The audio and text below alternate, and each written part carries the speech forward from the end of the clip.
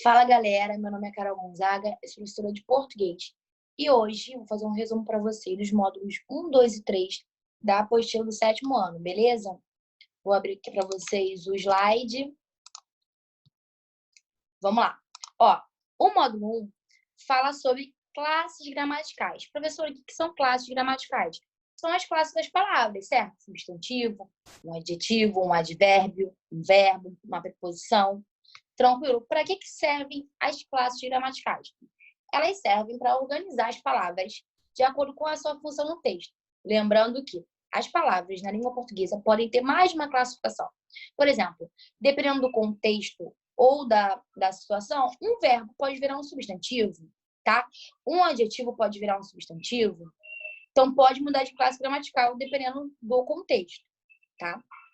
Ó, as classes são divididas em 10, beleza? Vamos ver aqui. A gente tem primeiro o substantivo. Substantivo é muito tranquilo. Lembra? São todas palavras que nomeiam alguma coisa. Seres, pessoas, estados, lugares, cidades. Por exemplo, Carol, nome próprio, João. Por exemplo, substantivos abstratos, substantivos concretos, substantivos coletivos, cardume, que seria conjunto de peixes. Lembra? Então, substantivo vai ser sempre a palavra que vai dar nome a alguma coisa. Mesa, cadeira, céu, azul, ó. Céu, mar, tá bom? Então, lembra, sempre que vai nomear alguma coisa vai ser um substantivo. Beleza, depois a gente tem um artigo. O artigo, ele antecede, ele vem antes do substantivo. E para que ele vai servir? Para definir em gênero ou em número. Ou seja, vai definir o substantivo em feminino ou masculino, ou em singular ou plural. Se eu digo, as meninas saíram ontem. Meninas, substantivo, feminino, plural. AS, tá? As meninas. O as é um artigo, né? Feminino e plural. Então, ele está definindo em número e gênero. Beleza? Então, o artigo vai servir para isso. Depois eu tenho um pronome. O que significa o pronome? Ó, vamos pensar.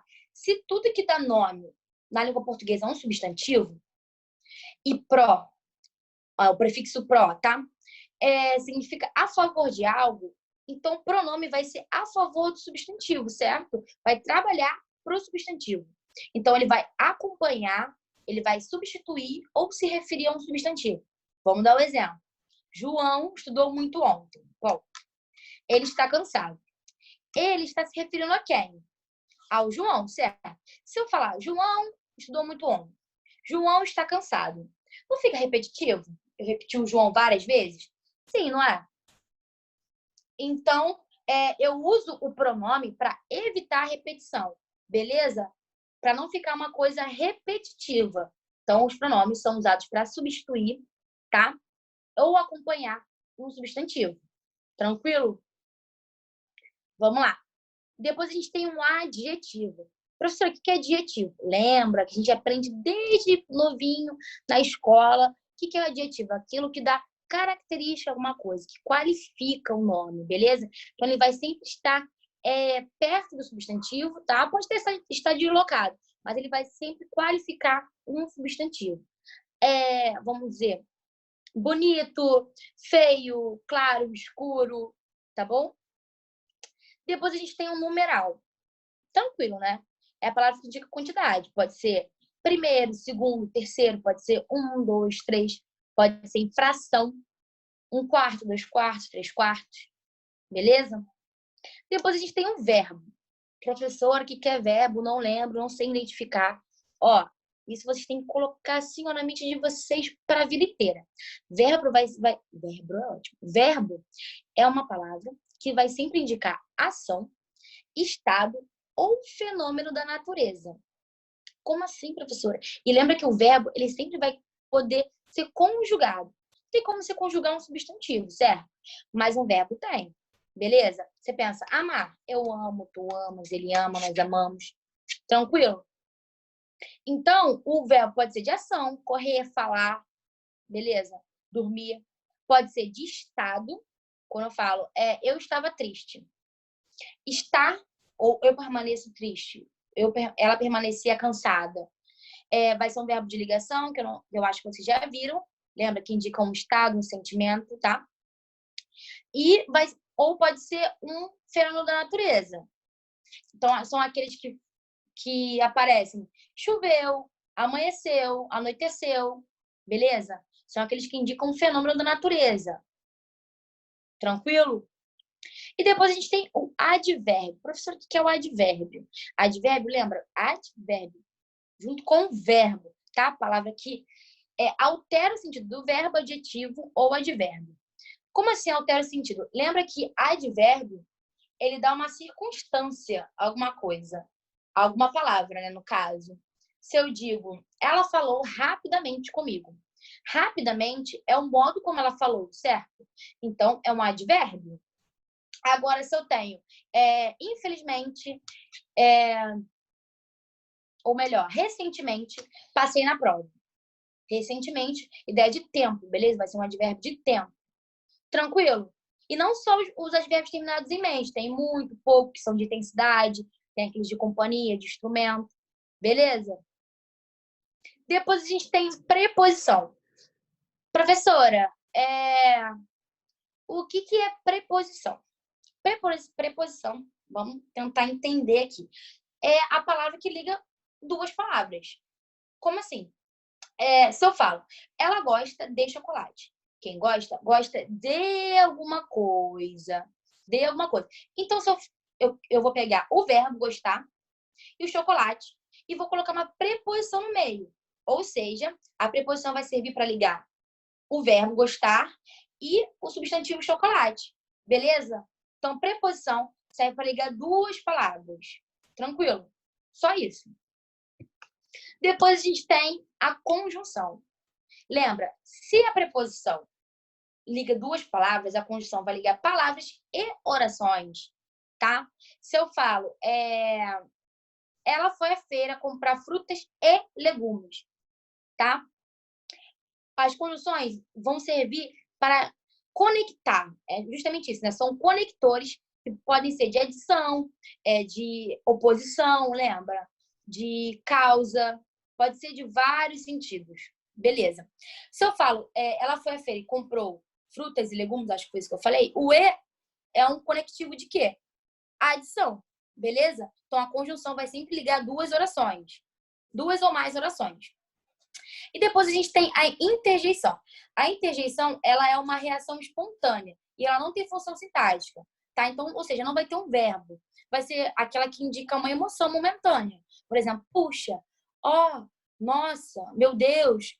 E geralmente, né, na maioria dos casos, vem com uma exclamação. Lembrando que elas aparecem bastante em tirinhas, quadrinhos, charges, desenhos de bis. Beleza? Ó, depois a gente tem frase. Acho que é um modo, ou ainda é esse modo, não lembro. Frase. Professor, o que é uma frase? Vamos lá. A frase, ela sempre vai indicar um sentido completo. Beleza? Então, é todo qualquer enunciado que tem um sentido completo. Se a pessoa fala assim, e aí, Carol, tudo bem? E eu falar tudo, é uma frase, tá? Lembrando que começa com letra maiúscula, tem um sinal de pontuação, ou ponto final, ou exclamação, ou interrogação. Então, oi, Carol, tudo bem? É uma frase. E tudo, a minha resposta é outra frase. Beleza?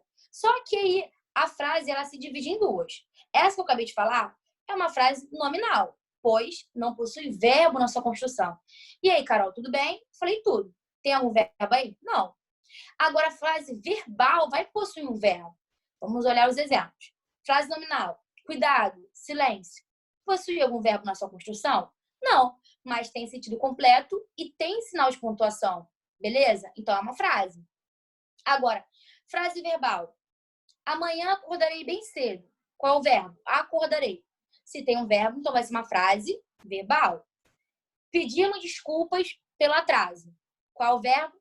Pedimos. Então também se classifica como frase verbal. Tranquilo. Tranquilo, né? Nominal só tem nome, vamos dizer assim, né? E verbal que possui verbo.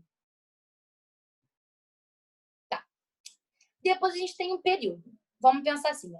Frase, todo qualquer enunciado tem sentido completo. Depois a gente tem oração, que a gente vai ver depois desse slide, tá? Que dentro da oração existe uma frase verbal, porque para ser uma oração ela precisa de um verbo, vou falar isso no próximo slide. E o período é o conjunto de orações, tá? Vamos dizer que é uma coisa maior, mais geral. Tranquilo? Então, o período ele pode ser dividido em simples ou composto. E tudo na língua portuguesa que é simples ou composto tem a ver com a estrutura. Ah, mais de um nome, mais de um verbo só. Então, se eu falo que eu tenho um período simples, o que vai acontecer? Ele vai possuir apenas um verbo, beleza? Ou uma locução verbal, como, por exemplo, o tempo é o melhor remédio. Qual é o verbo? Só tem um verbo. Então, é uma locução, ó. É um período simples. Professor, o que é locução verbal? Lembra, é composta por mais de um verbo. Aí tem um verbo auxiliar e um verbo principal. A gente vai ver também no próximo slide. Guarda um pouquinho, só para dar uma relembrada. Ontem estudamos português. Qual é o verbo? Estudamos, certo? Então, é um período simples. Beleza? E agora o período composto. O que eu vou fazer? Vão ser aqueles que vão ter dois ou mais verbos ou locuções verbais. Cheguei, jantei e fui dormir. Ontem falei com ela e me despedi. Falei e despedi. Beleza? Então, sempre que for um período composto, você vai encontrar mais de um verbo. Não importa quantos sejam, mas sempre vai ser mais de um. Beleza? Então, período simples, apenas um verbo. Período composto, mais de um verbo. Tá? Vamos lá. E a gente tem uma observação aqui. Ó, é preciso tomar cuidado com as locuções verbais. Professora, por quê? Porque quando dois verbos, como eu falei, a locução verbal são dois verbos, um auxiliar e um principal. Eles têm a função de apenas um, tá? Então, aí vai ser um período simples, porque tem a função de um. Igual ali, estou correndo de medo. Eu posso substituir por corro de medo. Tem a função de apenas um verbo, então é um período simples.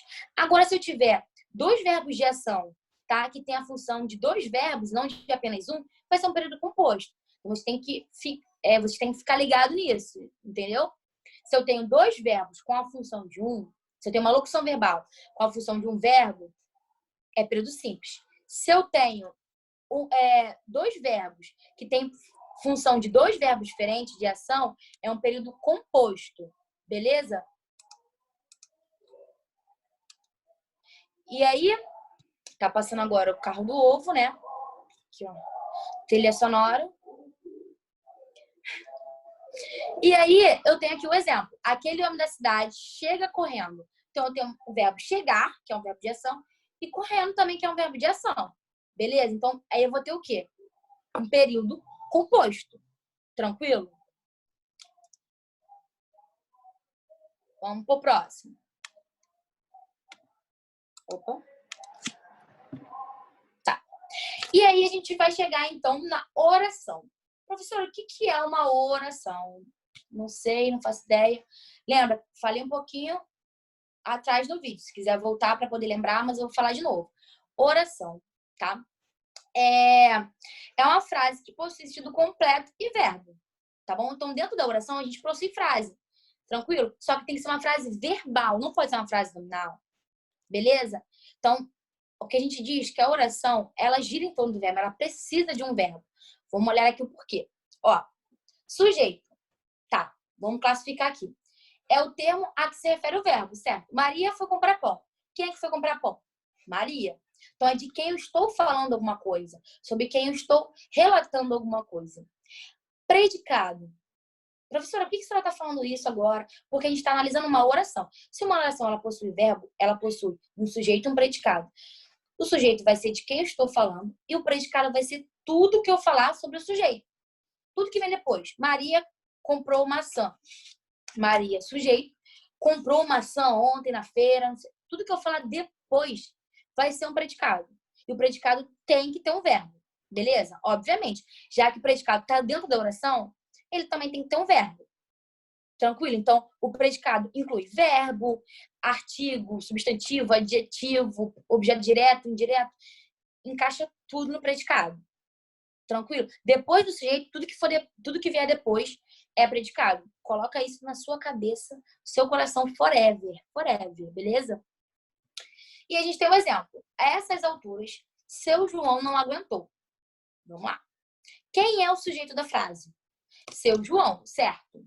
E o predicado? A essas alturas e não aguentou. Beleza? Tranquilo? Predicado é sempre o que resta depois do sujeito. Eu fico olhando pra cá porque eu estou no celular e no computador, tá, gente? Não sou maluca, não. E aí a gente tem a ordem direta e a ordem inversa. Porque, por exemplo, aqui. Ó. Aqui tá na ordem direta da frase. Às alturas, seu João não aguentou. Teria que ser, seu João não aguentou a essas alturas, tá? Vou explicar o porquê. Porque no português, a gente tem a ordem direta da frase, da oração, no caso. A oração tem que ser um sujeito, mais o predicado. Vamos lá. Carol reclamou sobre a prova de matemática. Quem é que reclamou sobre a prova de matemática? Carol. Então, a estrutura direta, a estrutura correta do português é sujeito, predicado, que aí vem sujeito, verbo, complemento verbal, vem objeto direto, indireto, tá bom? Complemento nominal, vem advérbio, vem tudo depois. Tem que ser assim. Mas nem sempre é assim. O sujeito ou um advérbio pode vir deslocado na frase. E aí a gente tem uma ordem inversa. Ó, o sujeito pode vir no meio ou no final da oração. Então, você tem que saber identificar o sujeito, que é sobre quem nós estamos falando. Não pode esquecer isso, porque o sujeito nem sempre vai aparecer na ordem direta, no começo da frase. Ele pode aparecer no meio ou no final. Então, você, aluno, tem que internalizar na sua cabeça que você tem que descobrir onde que ele está naquela oração. Você vai ter que dar um jeito de achar ele. Você vai ter que fazer as perguntas pro verbo, quem é que eu estou falando, olhar se vai ser um objeto direto ou indireto. Vai ter que fazer toda essa análise sintática da frase. Beleza? Beleza. E aí, vamos para os exemplos. Os alunos estudaram matemática ontem à noite. Tranquilo, ordem direta. Sujeito, os alunos estudaram o verbo, transitivo direto, estudaram o quê? Matemática. Ontem à noite, advérbio de tempo. Mac, ó. Tranquilo, né? Vou virar um meme aqui nesses vídeos. Depois a gente tem, ontem à noite, os alunos estudaram matemática. Foi o que eu falei, eu desloquei o advérbio de tempo, tá? Ontem à noite. São dois advérbios, na verdade. Ó, joguei ele pra frente, coloquei uma vírgula e coloquei o sujeito depois, no meio da frase. Ontem à noite, os alunos estudaram matemática. Mas ainda assim, vocês conseguem identificar que os alunos ainda é o sujeito da frase, certo? Tranquilo, né? De boas. Deixa eu olhar aqui o tempo. Acho que tem. E aí a gente tem depois, os garotos alegres e descontraídos estão na sala. Mesma coisa, muito fácil de identificar, porque está no começo. Depois, descontraídos e alegres na sala, os garotos estão. Já começa a complicar mais um pouquinho, né? Você tem que pensar, quem que está descontraído e alegre? Os garotos. Estão na sala. Tá na ordem bem confusa aqui, bem inversa, tá vendo? Descontraídos e alegres na sala, os garotos estão. Então, você vai ter que identificar o verbo, tá? Ó, o verbo. Você vai ter que identificar os objetos, tá? O advérbio na sala. Você vai ter que identificar onde estão cada um para poder realmente descobrir o sujeito, se ele tá na ordem direta ou na ordem inversa. Tranquilo, gente? Conta isso. Beleza? Deu para dar uma relembrada? Deu para dar uma refrescada na mente nessa quarentena? Tranquilo? Espero que vocês estejam estudando de verdade, tá? E, por enquanto, é só isso. Foi mesmo para dar uma ajudada em vocês aí, para relembrarem as matérias. Essas matérias do início são tranquilas, tá? Se vocês tiverem dúvidas, voltem aí o vídeo ou assistam as videoaulas novamente. Beleza? É isso. Muito obrigada. Um beijo a todos.